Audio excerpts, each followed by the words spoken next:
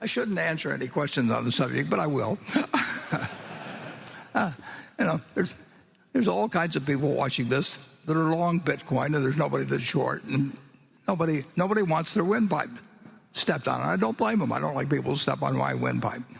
But I would say this, that if the people in this room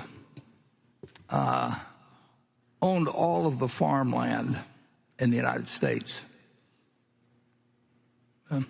and you offered me a 1% interest in it, and you said, for a 1% interest in all the farmland in the United States, pay our group, well, let's see, 10 trillion, pay us this bargain price, $25 billion. I'll write you a check this afternoon, $25 billion. Now I own 1% of the farmland. If you tell me you own 1% of the apartment houses in the United States, and you offer me a 1% interest, so I'll have a 1% interest in all the apartment houses in the country, and you want whatever it may be for it, then call it another $25 billion or something. I'll write you a check. It's very simple. Now, if you told me you owned all of the Bitcoin in the world and you offered it to me for $25, I wouldn't take it, because what would I do with it?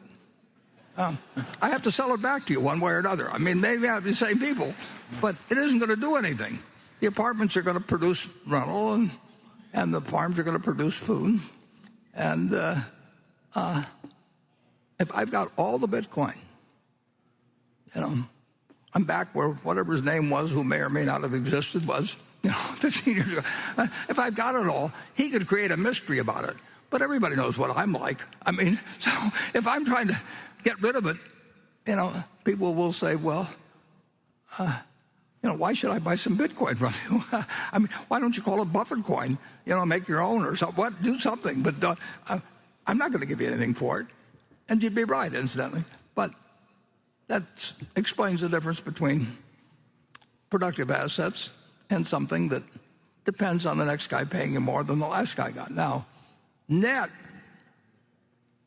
if you look at it, a lot of commissions have been paid, and there's all kinds of frictional costs that are very real that somebody has paid to a bunch of people who facilitate this game. But whatever one group of the public has taken out, or one group of owners, has come in from other people. I mean, other people have entered the room and they move money around, but there's no more money in the room. It just changed hands with a lot of maybe fraud and costs involved, and a whole bunch of things. You lose, you forget the numbers or forget the equation. You can do that with a lot of things. I mean, it's been done throughout history. Certain things have value that don't produce something tangible. I mean, you can say a great painting, probably will have some value 500 years from now. May not, but the odds are pretty good that if it was a big enough name, at some point, there will be a few things. I mean, you can find something. If somebody wants to sell you a pyramid or something, and you can charge the viewers, or it'll be around a long time and won't produce anything. But people will find it interesting to go there because they've read about the pyramids. But basically, assets to have value, they have to deliver something to somebody, and there's only one currency that's acceptable in the United States. I mean, you can come up with all kinds of things. We can put up Berkshire coins, or we can put up Berkshire money or anything like that. But we get in trouble, I guess, if we call it money. But in the end,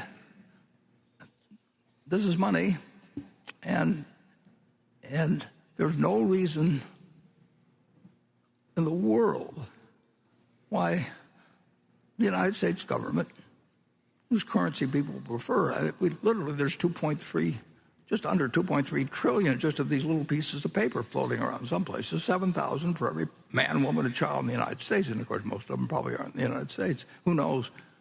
But this is the only thing that's money.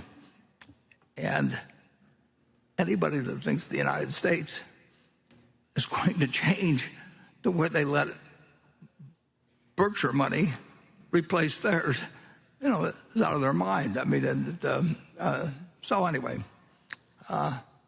with those few deficiencies, you can, whether it goes up or down in the next year or 5 years, 10 years, I don't know. But the one thing I'm pretty sure of is that it doesn't multiply, it doesn't produce anything. It's got a magic to it, and people have attached magics to lots of things. I mean, the gold on Wall Street, create magic. We are not an insurance company; we're a tech company. Well, they're an insurance company, but a dozen people or so have raised a lot of money. They just say, just don't pay any attention to the fact that we sell insurance.